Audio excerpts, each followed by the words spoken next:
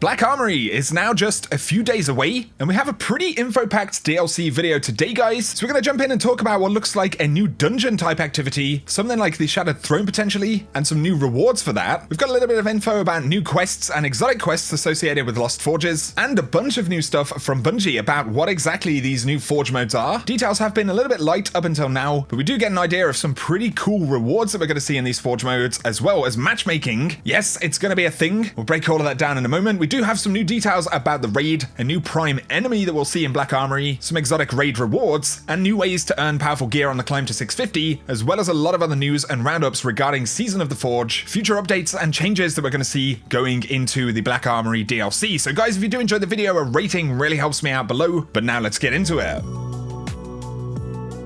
What's up guys, my name is Houndish, and today we're going to speak about Black Armory, some new content coming in the first of the annual pass updates, and of course this one drops on the 4th of December. So to get straight into it, Bungie listed a pretty interesting activity which is going to launch into the game, and it's called NIOBE Labs. Now interestingly, there is an emblem in the database and it's called Hubris of NIOBE. It's a pretty cool looking thing, but when you read the description, it tracks the number of NIOBE'S Torment clears. Now it seems likely that NIOBE'S Torment could be some kind of dungeon. Bungie haven't confirmed this, but we know that it's not the raid. We know that there won't be any new strikes or anything like that in Black Armory. We know the names of all forges, including what looks like a possible secret forge, and so we're left with NIOBE'S Torment. Now, a couple of months ago, in an interview with PC Gamer, Steve Cotton referred to new dungeons as a plural, and it was while they were talking about the idea behind the Shattered Throne, so we did actually get a bit of a tease of more dungeon-like content that could be coming into the game. And of course, it is called NIOBE Labs on the calendar right there, so it could be a slightly experimental piece of content, but from what we can tell, it almost certainly isn't one of the forges, and NIOBE'S Torment appears to be the actual name of this activity. According to the database, there are some items actually linked to this though. One of them is a Black Armory key mold, and these also seem to link to another exotic quest called Lock and Key right here. And the first step says an ornate box with 4 locks. Each lock has a different symbol emblazoned on it, a hand, a butterfly, a fish hook, and a Black Armory insignia. It's also interesting that we know those icons are linked to different forge houses, but the Black Armory insignia is featured on the Hubris of NIOBE emblem, so potentially we need to collect different keys to ultimately begin this quest, but all of the steps after that are classified steps. However, we have seen a bunch of the exotics that we're going to get in Black Armory, so it seems pretty likely that this is going to be the quest for one of them. So let me know your thoughts about that down below. Pretty interesting piece of activity content coming up, and also what we're seeing is that a lot of these quests are linked to each other, or linked to different activities inside of this update, so the path through the content seems to be relatively curated, but we'll have to wait and see.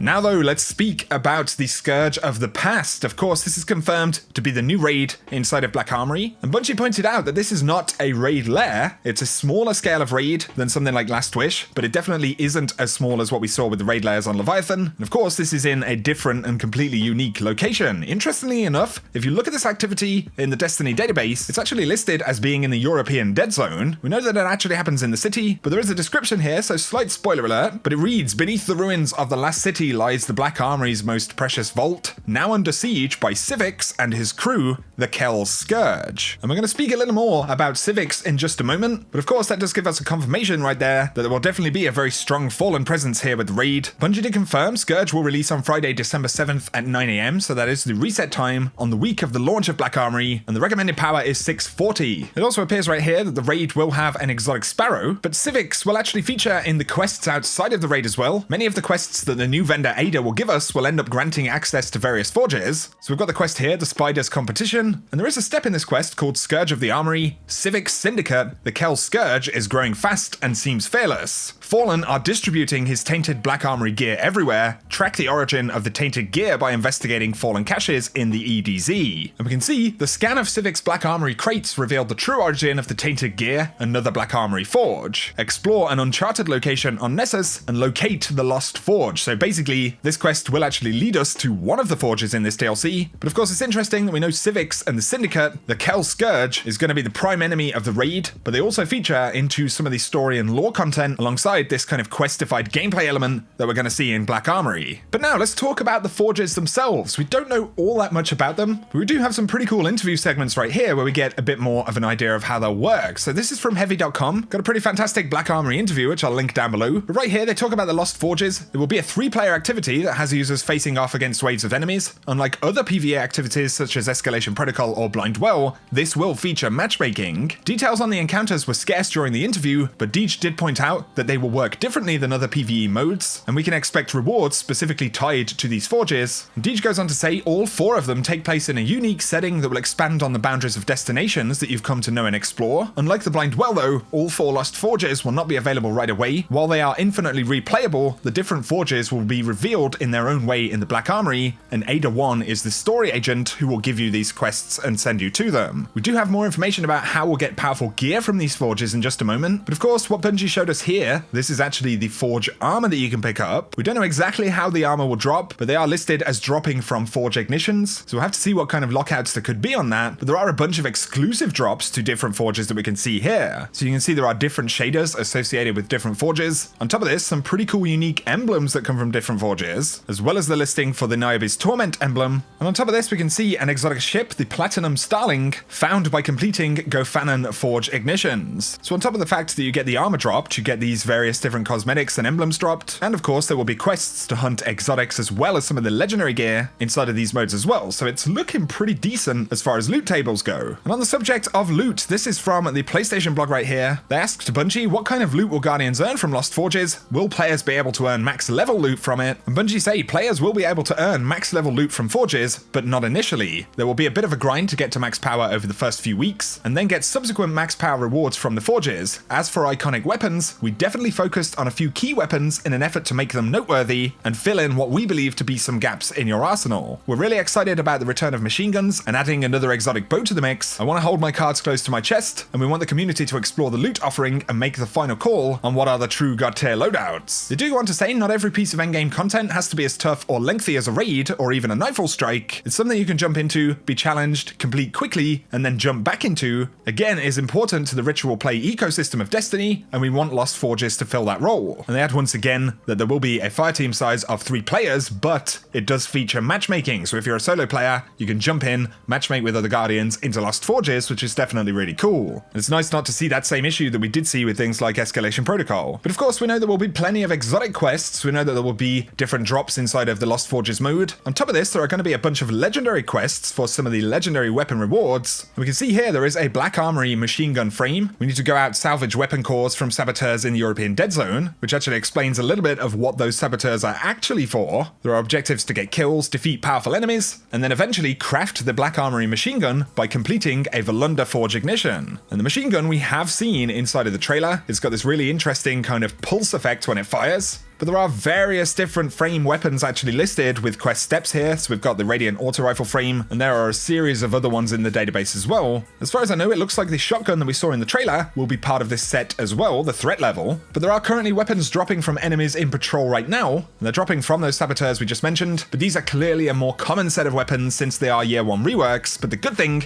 is that we know there will be exclusive legendaries associated with Ada and each of the forges. So for you guys who wanted a bit more of a picture of how some of the loot and the rewards are actually going to work and how the different activity content works, and hopefully this has been pretty useful. I think we're starting to get a bit of an idea of the kind of stuff that we're going to see inside of Black Armory. And I think the activity content definitely seems positive, but I'm going to hold any further opinions for now until we actually get to jump in and play it. However, if you guys got any thoughts, definitely let me know down in the comment section. Here though, we're going to round up a few additional things about upcoming updates and changes, as well as exotic fixes. So DMG said there was an issue where chromatic fire would proc twice when defeating enemies with headshots. This could lead to some nasty bugs, so it needed to be addressed. Alongside this fix, there was a planned change to increase the damage to keep functionality in line, and it looks like the fix for the perk shipped in update 2.1, but the damage increase will go live next week with update 2.1.1. So when Black Armory launches, chromatic fire should be feeling a lot better. Somebody asked, is there any news on the Quiz Invest failing to proc after 5 orbs generated?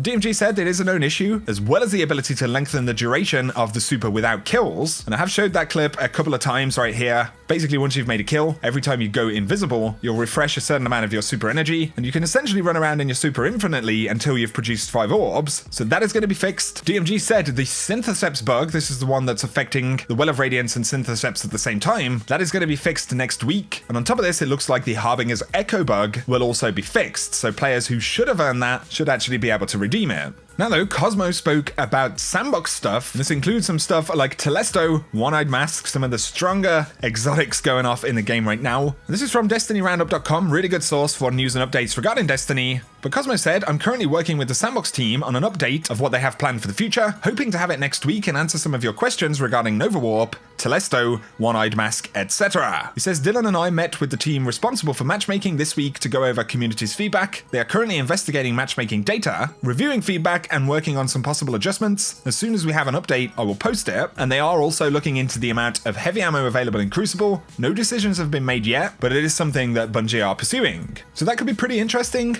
Of course, there's a lot of conversation about the power of certain subclasses, exotics in the game right now. We are in a position where you've got a lot of different very potent stuff, you know, even Shards of Galanor, Ursa, although that has been changed recently, One-Eyed Mask, Telesto are good examples of that. And there is certainly vibrant conversation and differences of opinion about exactly how these things should be handled and changed in the future. So let me know your thoughts about it down below. Telesto I feel like is absolutely on the hot seat, and it seems likely that we could get some kind of feedback at the very least from Bungie in the next couple of weeks' time. But for today, guys, that is going to summarize this info blast. So lots of stuff to talk about here. Let me know your thoughts on any of it down below. What you think of the hubris of Niobe and the NIOBE'S Torment mode, whatever that is going to be exactly. Definitely sounds like a dungeon. Some of the questification is looking really cool. It's nice to get a bit more of an idea of how some of the loot table will work. We do have some cool armor sets and weapons to pick up, but of course it feels like there is still quite a lot of secretive stuff regarding this expansion, which is definitely not a bad thing. But let me know down below what you're looking forward to, any things that you're curious about or want to learn more about. I will be keeping you posted with even more Black Armory content over the next few days, and of course we have the launch next week, so if you have enjoyed the video, a rating really helps me out below, guys. Feel free to hit subscribe and turn on notifications to keep up to date with everything related to the game. But for now, I super appreciate you guys tuning in as always, and whatever you get up to, I hope you have an awesome day.